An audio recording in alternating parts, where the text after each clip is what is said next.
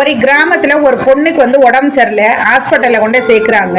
அப்போ வந்து அந்த செவிலியர்கிட்ட இந்த பொண்ணு புலம்புறா, ஐயோ நான் செத்துருவேங்க, எனக்கு வந்து ரொம்ப முடியல, நான் பிழைக்க மாட்டேங்கினி அப்படின்னு சொல்றாங்க. செவிலியர் சொல்றாங்க, அப்படிலாம் சொல்லாதீங்க, அதெல்லாம் சரியாயிரும் அப்படின்னு சொல்லிட்டு.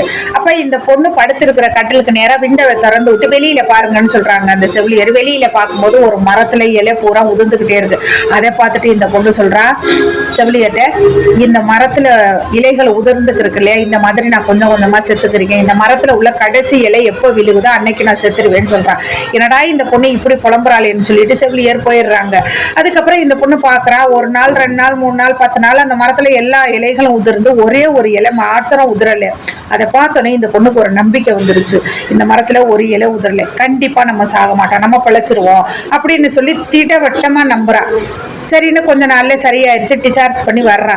வரும்போது அந்த மரத்தை அண்ணாந்து பாக்குறா, அதுல ஒட்டி இருக்கிறது பிளாஸ்டிக் இலை.